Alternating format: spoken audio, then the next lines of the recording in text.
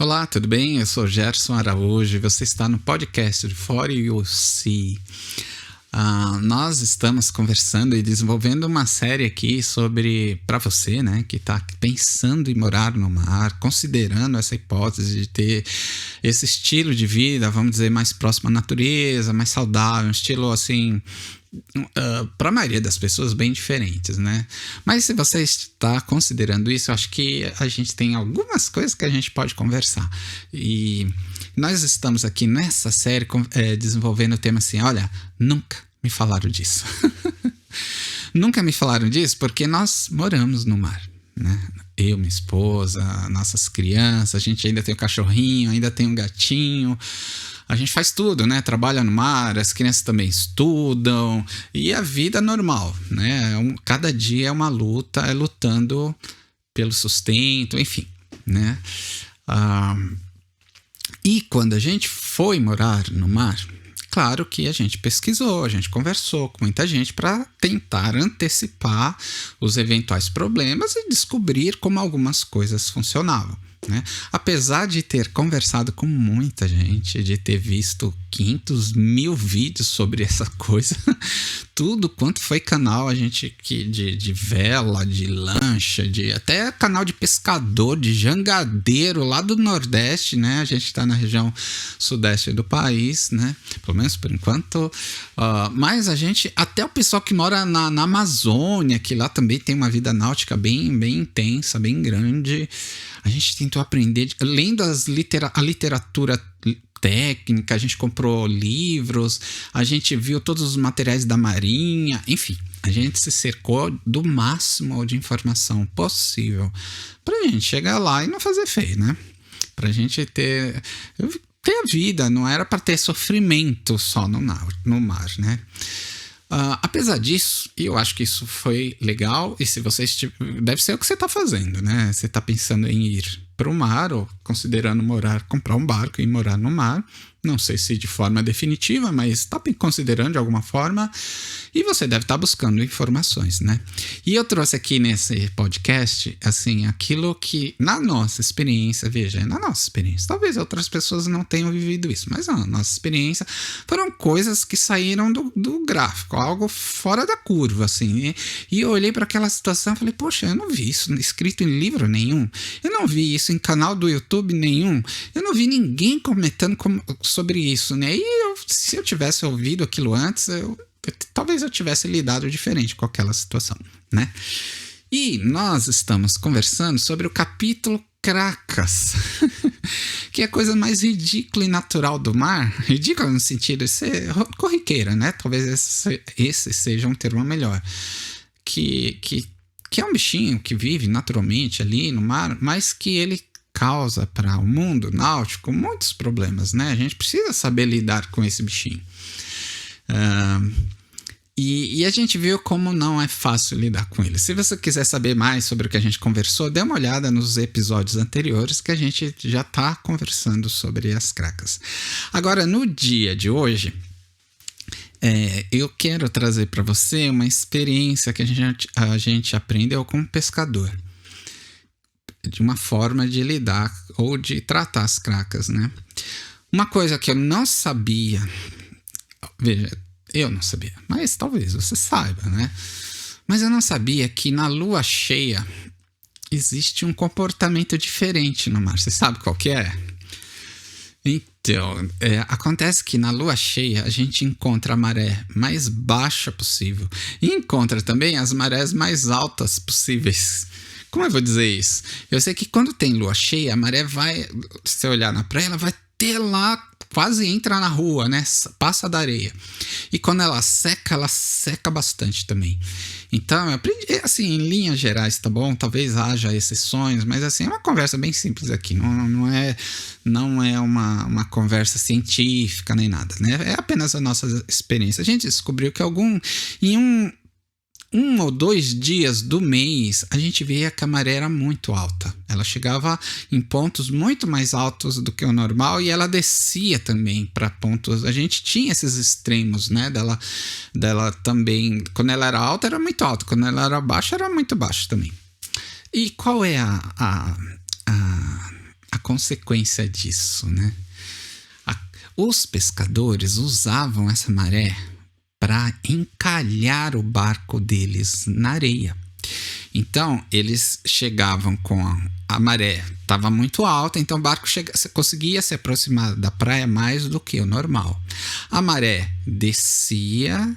Quando a maré descia, o barco ficava inteiramente no seco, né? Ele inclinava e ficava lá. E depois a maré enchia de novo, o barco subia e ele voltava para a água sem grandes esforços, sem precisar pagar para estaleiro, sem precisar levar para outros lugares que tem custo e o custo não é baixo, né? Agora tem um detalhe: se você tem que, na hora que o barco encalhar, você tem que começar o trabalho ali, correr, fazer tudo, porque se você perder a maré, se você não tiver terminado o serviço e o mar voltar ao normal, sair daquela lua cheia, na época da lua cheia que isso acontece, né? E quando o barco sai, se você perder essa janela aí, seu barco só vai sair da areia no mês que vem. Quando for acontecer, ou quando for praticamente acontecer a próxima lua cheia.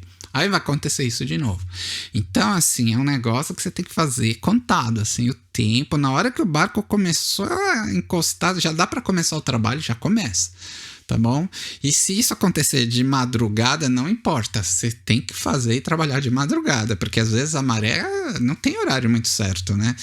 Então, às vezes a maré, esse tipo de situação, encalha o barco de dia, mas às vezes encalha o barco durante a noite. Aí você não vai ficar lá, deixa eu esperar o sol chegar, aí a gente começa o trabalho. Nem a pau!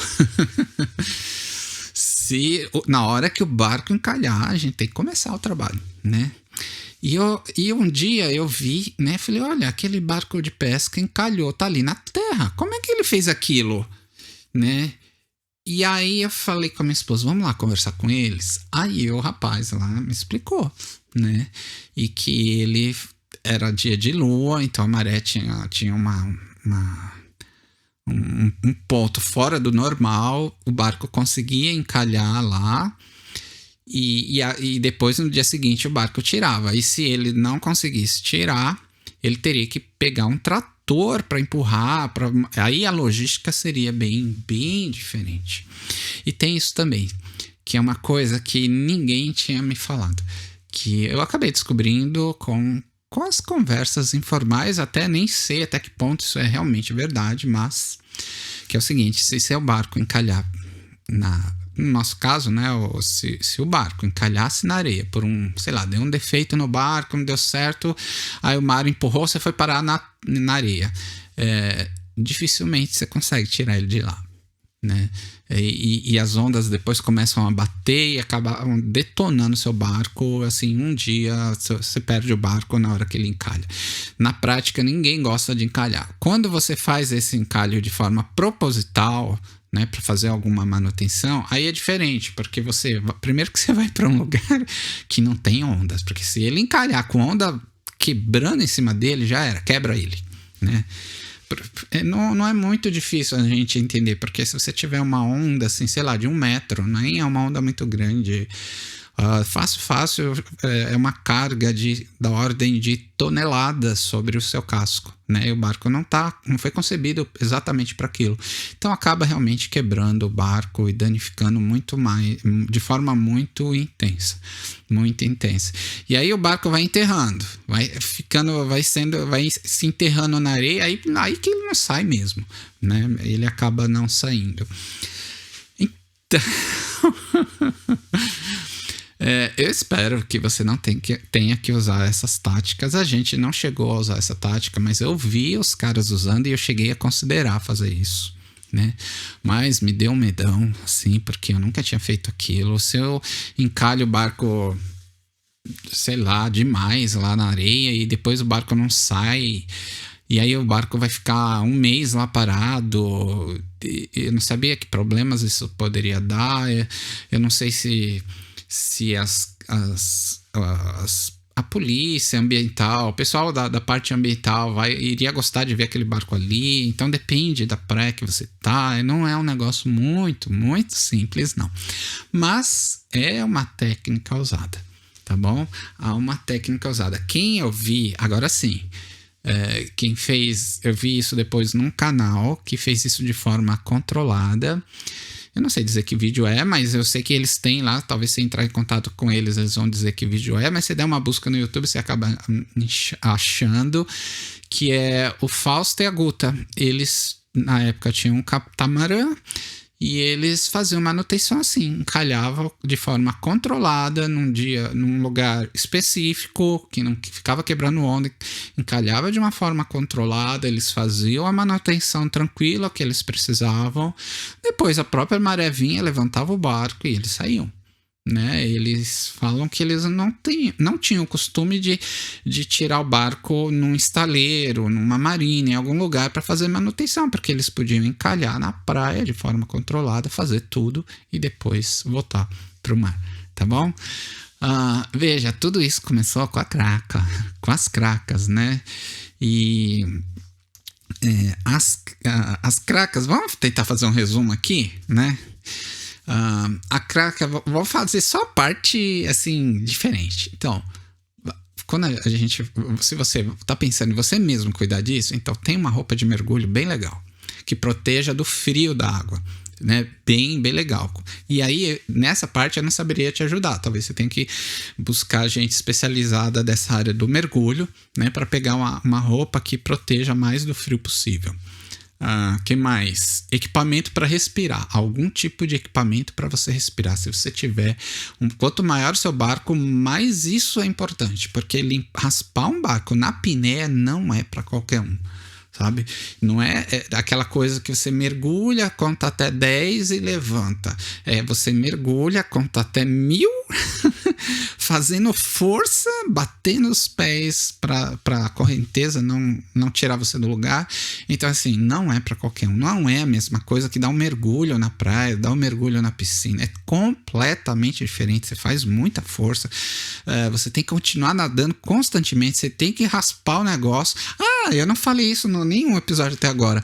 E se dependendo da quantidade de craca que tiver no barco, na hora que você chega embaixo do barco, qual é a tendência do seu corpo? É flutuar. Em linhas gerais, você flutua. Aí sabe o que acontece? Você fica se raspando nas cracas, você sai todo cortado dali. Agora, para isso existem uns cintos, veja, de novo, são técnicas de mergulho, são uns cintos de lastro que você veste o cinto e aí você tem a sua flutuação fica alterada, aí você acaba não ficando se raspando ali nas cracas, tá certo? Então, essa parte do mergulho, eu acho que os canais de vela, os canais de náutica podiam explorar mais, porque é um recurso técnico que a gente precisa muito, a gente usa muito no nosso dia a dia. Se a gente não tiver esse conhecimento, a gente acaba sofrendo bastante, tá bom? Então, frio, que é ter a roupa de mergulho, equipamento para respirar. A apneia é bem difícil, não é impossível, mas é bem difícil, né? Talvez você tenha que ser muito jovem, você tenha que ser muito treinado, muito experiente. Para ser você isso é tranquilo, mas assim, talvez não seja para a maioria das pessoas. Para mim não era tão tranquilo assim, né? E as cracas são duras, viu? Elas não são assim uma coisinha fofa. São uma estrutura assim bem firme mesmo. Então, legal é a gente tentar evitar. Veja, a gente tem o nosso grupo, tá? É um grupo fechado, mas ele não é pago nem nada, né? Eu quero convidar você a participar para a gente conversar mais sobre isso, para você tirar suas dúvidas, para você colocar outras dúvidas lá. A ideia aqui era tentar passar para você algumas coisas que eu gostaria que alguém tivesse passado para mim antes, ou que eu gostaria de ter tido a oportunidade de lidar com essa temática antes de ter ido para o mar, né? Uma vez lá no mar, sabe aquele tipo de coisa assim que a gente fala, olha, a gente só aprende vivendo, né? Então essas foram algumas das coisas que a gente aprendeu vivendo. Claro, a gente ainda está aprendendo. Só que você não precisa passar por isso que a gente passou, tá bom? Se você se preparar antes, tá? Então, no próximo episódio vai ter mais coisa legal. Eu vou encerrar esse assunto das cracas agora, tá bom? Não penso, mas pelo menos aqui, né, no podcast, lá no grupo a gente pode conversar mais. Se você quiser, ainda tem dúvidas, quer conversar alguma outra coisa sobre essa temática, você conhece um produto que você pinga na craca e ela dissolve. Isso pode ser legal, pode ser que isso ajude também, tá? No próximo episódio a gente vai trazer um assunto inédito aqui, assim, que eu nunca vi ninguém falando, né? E eu tenho um conceito muito particular depois de ter vivido tudo o que a gente viveu no mar, tá bom? Vai ser sobre âncora. Acredite, eu acho que você... Bom, eu não sei se eu vou também subir tanta expectativa assim, talvez você já tenha ouvido, mas na nossa experiência, olha, ninguém tinha falado aquilo pra gente, sabe? E eu falei, olha, quer saber? É um negócio que eu acho que até o que tá na Marinha tá errado. Eita, sabe? Até o que tá escrito na Norman 3, eu acho que podiam mudar aquilo lá da Norman 3. Mas enfim, é uma opinião nossa, mas eu quero dividir isso com você, tá bom? Vai ser bem legal. Espero você no próximo episódio, tá bom? Não esquece de deixar o like aqui no canal se achar que esse material tá valendo pra você. E não esquece de participar lá do nosso grupo. É isso aí.